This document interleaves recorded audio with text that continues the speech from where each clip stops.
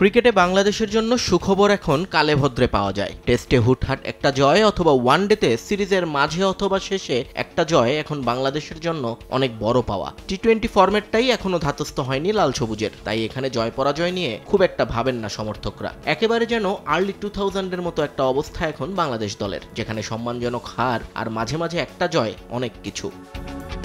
শ্রীলঙ্কার বিপক্ষেও প্রথম one day match হারের পর একটা জয় অনেকদিন পর আনন্দে ভাসিয়েছিল টাইগারদের। র্যাঙ্কিংয়েও উন্নতি হয়েছিল দলের, 10 থেকে আবারও 9 নম্বরে উঠে আসে লাল সবুজ।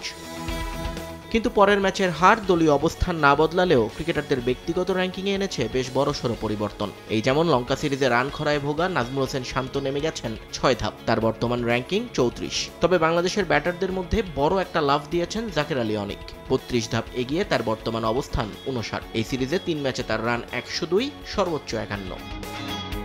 শ্রীলঙ্কা সিরিজে বাংলাদেশের ব্যাটারদের মধ্যে দ্বিতীয় সর্বোচ্চ 103 রান করে র্যাঙ্কিংয়ে 7 ধাপ এগিয়েছেন তাওহিদ হৃদয়, বর্তমানে তিনি আছেন 51 নম্বরে। মেহেদী হাসান মিরাজ নেমে গেছেন 5 ধাপ, আছেন 72 নম্বরে। আর এক ম্যাচ খেলা লিটন দাসের অবস্থান 8 ধাপ নেমে 78। উন্নতি করেছেন তানজিদ তামিম, 19 ধাপ এগিয়ে তার র্যাঙ্কিং এখন 86।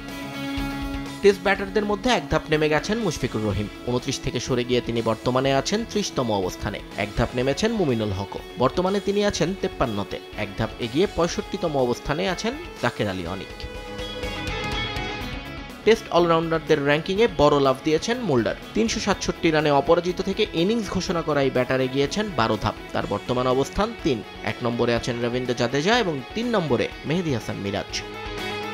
টেস্টে বোলারদের র্যাঙ্কিংয়ে 1 ধাপ এগিয়েছেন তাইজুল ইসলাম, তিনি এখন 15 নম্বরে। আর ওয়ানডে সিরিজের 2 ম্যাচে দারুণ বোলিং করে 2 ধাপ উন্নতি করে 26-এ উঠে এসেছেন তাসকিন আহমেদ। নিয়ন মোহাইমিন, সময় সংবাদ।